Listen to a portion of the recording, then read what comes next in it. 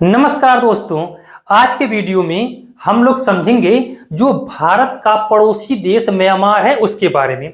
अब म्यांमार से जितने इंपॉर्टेंट क्वेश्चन होंगे सारे हम लोग यहाँ पे कंप्लीट करेंगे, चाहे नदी के बारे में हो गया, चाहे माउंटेन के बारे में हो गया, और अदर्स जितने क्वेश्चन म्यांमार से उठाते हैं सारा हम लोग पूरी तरह से कंप्लीट करेंगे।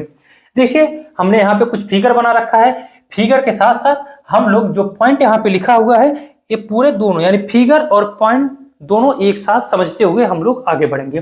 देखिए ये हमने फिगर बना रखा है, इधर आ जाएगा आपका क्या इंडिया आ जाएगा, इधर आ जाएगा देखिए ये है आ जाएगा आपका क्या इंडिया आ जाएगा, उसके बाद से इधर आ जाता है आपका चाइना, इधर आ जाएगा आपका लाओस और ये आ जाएगा आपका थाईलैंड, बाकी इधर आ जाएगा आपका समुद्र। ठीक है, अब देखिए दोस्तों ये है अपना क्या कहते हैं म्यांमार। म्यांमार का अब यहाँ पे कुछ पॉइंट समझते हैं। देखिए लिखा है पहले भारत का हिस्सा था, म्यांमार पहले भारत का हिस्सा था। दोस्तों आपको पता होगा जब भारत गुलाम था तो म्यांमार भारत और बांग्लादेश पाकिस्तान सब एक ही में था, यानी अंग्रेज जब भारत पे शासन कर रहे थे तो म्यांमार भी ये भारत का ही हिस्सा था। तो अंग्रेज वालों ने एक अधिनियम लाया था 1935 अधिनियम, सॉरी 1935 अधिनियम। ठीक है, आपने पढ़ा होगा 1935 के अधिनियम में। ठीक है, 1935 के अधिनियम के द्वारा ही दोस्तों 1935 अधिनियम के द्वारा ही 1937 में म्यांमार को इंडिया से अलग कर दिया गया। ठीक है दोस्तों, आपको ये पॉइंट अच्छे से पता चल गया होगा कि जो 1935 का अधिनियम आया था अंग्रेज वालों ने लाया था, उसी के तहत 1937 में यानी 2 साल के बाद म्यांमार को भारत से अलग कर दिया गया। देखिए यहाँ पे लिखा हुआ है पहले भारत का हिस्सा था, 1937 में भारत से म्यांमार को अलग कर दिया गया। ठीक, ये पॉइंट आपको क्लियर पता चल गया होगा। अब अगला क्या लिखा है, अब देखिए जब ये पहले भारत का हिस्सा था तो पहले इसको बर्मा के नाम से जाना जाता था, आपको ये भी पता होगा। मोरे पिया गए रंगून, ये रंगून वहीं पे था। ठीक है दोस्तों, यानी पहले बर्मा के नाम से जाना जाता था। अब प्रेजेंट टाइम में देखेंगे तो म्यांमार की राजधानी नेपीदा है। नेपीदा स्वतंत्र कब हुआ? भारत के साथ ही हुआ दोस्तों, जब भारत आजाद हुआ तब जाकर के उतने ही टाइम म्यांमार भी आजाद हो गया। तो 1948 में म्यांमार भी आजाद हो गया था। ठीक है, अगला देखिए क्या लिखा है दोस्तों, संसद का नाम। ये काफी इंपॉर्टेंट होता है दोस्तों, संसद का नाम। किसी भी कंट्री का वहां का जो राष्ट्राध्यक्ष जिस भवन में बैठता है उस भवन का अलग अलग कंट्री में अलग अलग नाम होता है। तो इंडिया के संसद बोलते हैं, तो जैसे ऑस्ट्रेलिया होगा ऑस्ट्रेलिया, कनाडा, अमेरिका में जैसे यूएसए बोलते हैं, कनाडा में पार्लियामेंट बोलते हैं। तो ऐसे अलग अलग वहां का नाम रहता है। तो जो क्या कहते हैं जो म्यांमार के संसद का नाम है वो दोस्तों क्या है? पाइथू हुटाव है। पाइथू हुटाव म्यांमार के संसद का नाम है। ये पॉइंट ध्यान रखेंगे, क्वेश्चन पूछता है। ठीक है, यहाँ की मुद्रा क्या है? क्यात है। ठीक है, यानी म्यांमारी क्यात है। ठीक, अगला पॉइंट अब ध्यान रखेंगे, इसमें क्या लिखा है दोस्तों? राष्ट्रीय खेल। राष्ट्रीय खेल देखिए जो म्यांमार का राष्ट्रीय खेल है वो है चिन्हलून। दोस्तों ये मत पूछिएगा चिन्हलून क्या खेल है, हमको भी नहीं पता है, बस आपको पॉइंट ध्यान रखे होंगे कि चिन्हलून म्यांमार का राष्ट्रीय खेल है। अगर आपको इसके बारे में पता होगा चिन्हलून के बारे में तो आज आप कमेंट करके जरूर बताएं इस क्या कौन सा खेल है। ठीक है, बाकी देखिए राष्ट्रीय पक्षी म्यांमार का मोर है। ठीक है, आपको कमेंट करके ये बताना है कि जो भारत का अपने देश का भारत का राष्ट्रीय पक्षी क्या है। बाकी म्यांमार का जो राष्ट्रीय पक्षी है वो है मोर। ठीक है, अब अगला पॉइंट ध्यान रखेंगे, म्यांमार की प्रमुख नदी।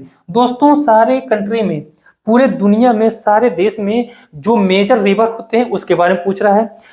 इंडिया का जो मेजर रिवर है वो गंगा नदी है। तो म्यांमार की जो मेजर रिवर यानी प्रमुख नदी है दोस्तों वो है इरावदी नदी।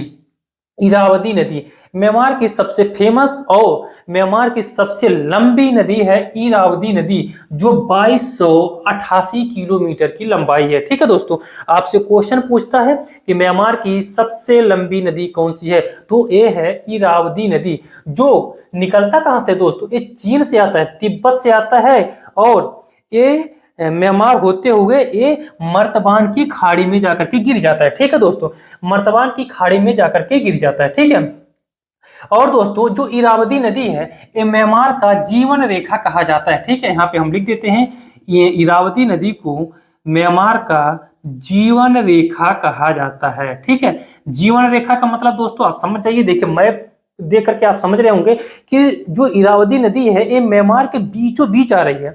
अब भाई जब बीचों बीच आ रही है तो इधर का एरिया इधर का एरिया ज्यादा सिंचित होगा, ज्यादा उर्वरक होगा, यानी ज्यादा पैदावार होगा, और यहाँ का जो वाटर रिसोर्स होता है तो ज्यादा यहाँ पे म्यांमार के लोग भाई ज्यादा यहाँ पे प्रॉफिट में है, यानी लाभ में है इस नदी से।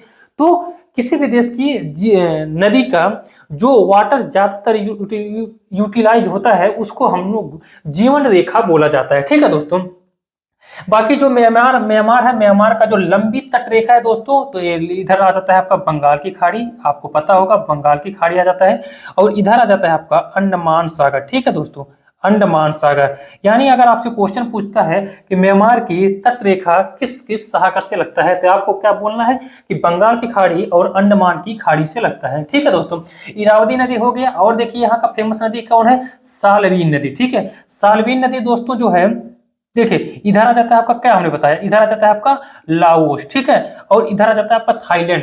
तो सालवीन नदी काफी फेमस है, यानी सालवीन नदी जो है ये थाईलैंड और म्यांमार को सालवीन नदी ही अलग करता है। इस पॉइंट को आप ध्यान रखेंगे। आपसे क्वेश्चन पूछता है दोस्तों कि सालवीन नदी किन दो देशों को अलग करता है, तो आपको थाईलैंड और म्यांमार को अलग करता है। ठीक है, एक क्वेश्चन और दोस्तों है सिलांग नदी। ये सितांग हमने लिख दिया है, गलत है, सिलांग नदी है। ठीक है, सिलांग नदी दोस्तों, सिलांग नदी जो है ये बीच से ही निकलता है, यानी सालवीन और इरावदी नदी के बीचों बीच से ही निकलता है।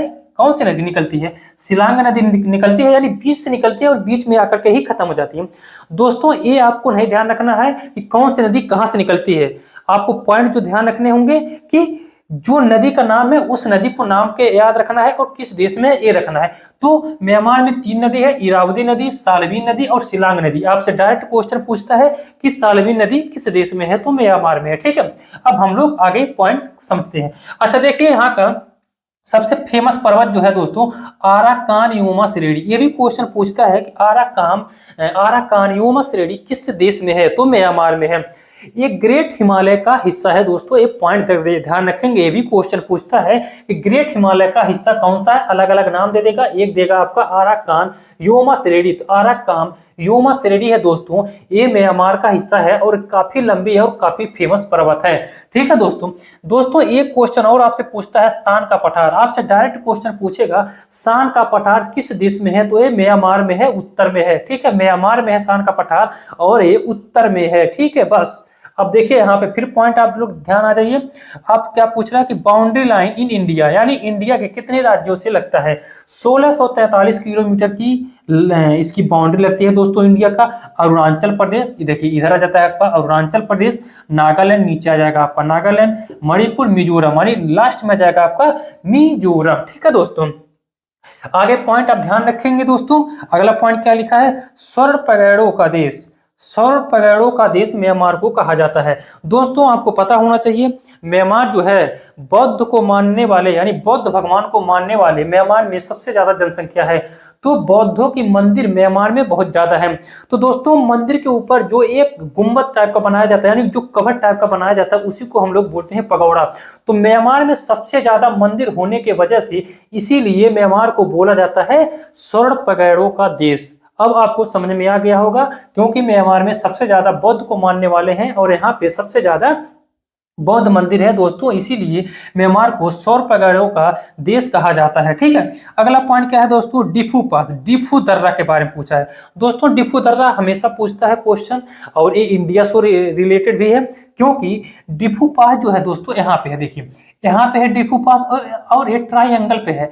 ट्राइंगल किसके किसके है, इंडिया है, उसके बाद से है आपका चाइना, उसके बाद से दोस्तों आता है आपका क्या कहते हैं, म्यांमार। ठीक है, म्यांमार आता है। ठीक है, तो इन तीनों देश के ट्राइंगल पे है, डिफू पास ट्राइंगल पे है, इंडिया, चाइना, म्यांमार। ठीक है दोस्तों, अब विवाद क्या है, अच्छा चाइना भी कहता है हमारा हिस्सा है, म्यांमार भी कहता है हमारा हिस्सा है, इंडिया भी कहता है हमारा हिस्सा है। चाइना तो खैर बदमाशी करता है, जानते ही होंगे, चाइना बहुत ज्यादा दुष्ट है, उटांग पटांग बातें बोलता रहता है। कभी कहता है अरुणाचल प्रदेश हमारा है, नेपाल भी कहता है हमारा भी है, और भूटान को भी कहता है हमारा है। ठीक, बस ऐसे ही कहता रहता, कहता डिफू पास हमारा है। तो खैर इसकी बात की बात है। लेकिन दोस्तों डिफू पास को लेकर के इंडिया और म्यांमार में ये विवाद है, ठीक है। इस दोनों में विवाद क्या है कि इंडिया कहता है कुछ हिस्सा मेरा है, म्यांमार कहता है नहीं पूरा मेरा है, ठीक है। तो ध्यान रखेंगे डिफू पास जो है दोस्तों वो ट्रायंगल पे है, जो इंडिया चाइना म्यांमार में है, और म्यांमार इंडिया में विवाद भी है, ठीक है दोस्तों। अगला क्वेश्चन क्या है, अगला क्वेश्चन ध्यान रखेंगे दोस्तों काफी इंपॉर्टेंट है। अगला क्वेश्चन क्या पूछ रहा है कि म्यांमार खनिज पदार्थ में संपन्न देश है दोस्तों। टंगस्टन, सीसा यानी एल्युमिनियम, उसके बाद से कोयला बहुत ज्यादा भंडारण है दोस्तों, कहाँ पे, म्यांमार में, ठीक है। म्यांमार खनिज पदार्थों में संपन्न देश है दोस्तों, ये अच्छे से आपको ध्यान रखना होंगे, अच्छे लेवल के यहाँ पे खनिज पदार्थ है। सब समस्या यहाँ पे क्या है कि जो म्यांमार है गरीब देश है और टेक्नोलॉजी है नहीं, इसीलिए रिसोर्स यहाँ पे कर नहीं पाता है म्यांमार, ठीक है दोस्तों।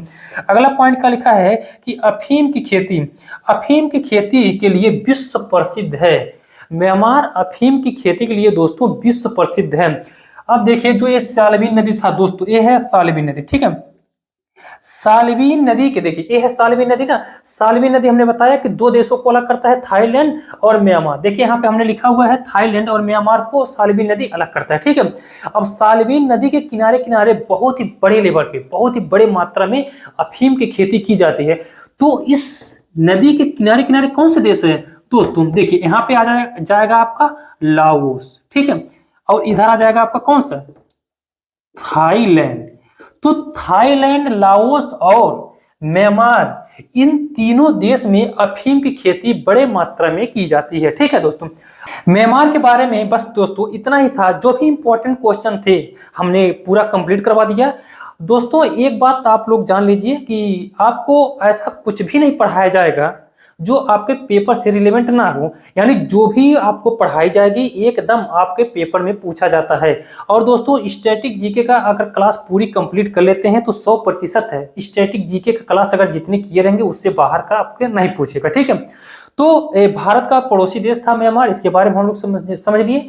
अब इसके किनारे किनारे जितने राज्य देश लगते हैं सबके बारे में हम लोग बारी बारी से समझेंगे, ठीक है। और दोस्तों आपसे गुजारिश ये है कि आप चैनल को जरूर फॉलो कर लें और दोस्तों शेयर भी कर दें, उसके साथ साथ लाइक भी कर दिया करें, ठीक है दोस्तों, ताकि ज्यादा से ज्यादा बच्चे मेरे से जुड़ सकें। आज के लिए बस इतना ही, अगले वीडियो मिलते हैं, आज के लिए धन्यवाद।